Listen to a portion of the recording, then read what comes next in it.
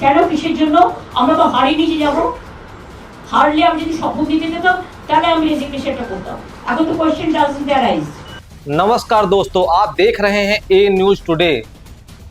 दोस्तों, बंगाल में 86 ऐसी सीटें हैं जहां बीजेपी पहली बार चुनाव जीती है, लेकिन इन सीटों पर काटे गए वोटों की संख्या बीजेपी की जीत के मार्जिन से ज़्यादा थी।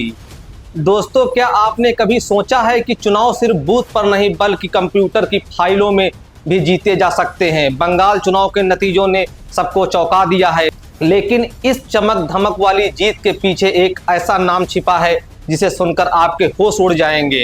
दोस्तों, बंगाल में बीजेपी की जीत पर सवाल इसलिए उठ रहे हैं क्योंकि खेल सिर्फ वोट डालने का नहीं बल्कि वोट काटने का हुआ है।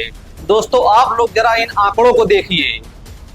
बांकुरा जिले की एक सीट पर बीजेपी सिर्फ 900 वोटों से जीतती है, लेकिन वहां 7500 से ज्यादा वोट काट दिए गए थे। क्या दोस्तों ये सिर्फ एक इत्तेफाक है या एक बड़ी साजिश? दोस्तों, ये सवाल अब आपके लिए छोड़ता हूं। दोस्तों, ममता बनर्जी के कैबिनेट के 12 मंत्री चुनाव हार गए, लेकिन जिस मार्जिन से ये लोग 12 मंत्री चुनाव हारे हैं उससे कई गुना ज्यादा वोट उनकी सीटों से डिलीट कर दिए गए थे। ममता बनर्जी खुद अपनी सीट 15,100 वोटों से हार गई है, लेकिन वहां 51,000 नाम वोटर लिस्ट से गायब कर दिए गए।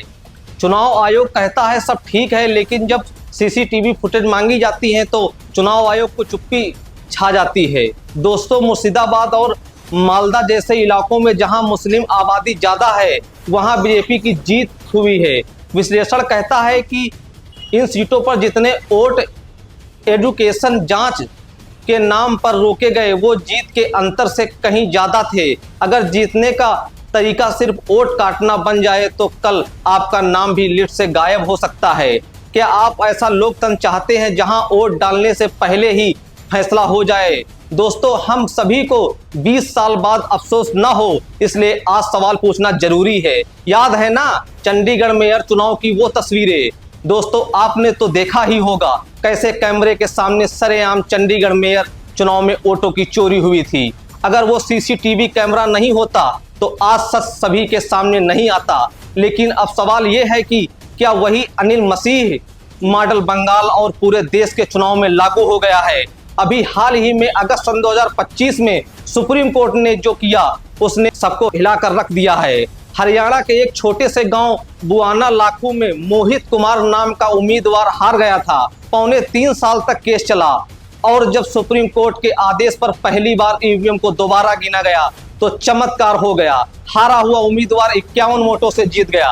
आप ही सोचिए, अगर एक छोटे से गांव में चुनाव अधिकारी इतनी बड़ी धांधली कर सकते हैं तो पूरे बंगाल के 294 सीटों पर क्या हुआ होगा? क्या चुनाव आयोग सिर्फ मूर्ख दर्शक बना बैठा है? दोस्तों, लोकतंत्र का सबसे बड़ा उत्सव अंधेरे में क्यों मनाया जा रहा है? दोस्तों, अमेरिका के मारिकोपा काउंट में वोटों की गिनती का 24 घंटे सीधा प्रसारण होता है। वहां कोई भी नागरिक देख सकता है कि उसका वोट गिना जा रहा है, लेकिन हमारे यहाँ काउंटिंग सेंटर से उम्मीदवारों को बाहर निकाल दिया जाता है, सीआरपीएफ की धमकी दी जाती है और जब सीसीटीवी फुटेज मांगी जाती है तो चुनाव आयोग कहता है हम माताओं और बहनों की फुटेज नहीं दे सकते हैं। आखिर ऐसा क्या है जो चुनाव आयोग दुनिया को दिखाना नहीं चाहता? दोस्तों, राहुल गांधी ने महाराष्ट्र चुनाव के बाद एक बड़ा सवाल पूछा था, सिर्फ 5 महीने में 39 लाख नए वोटर कहां से आ गए हैं?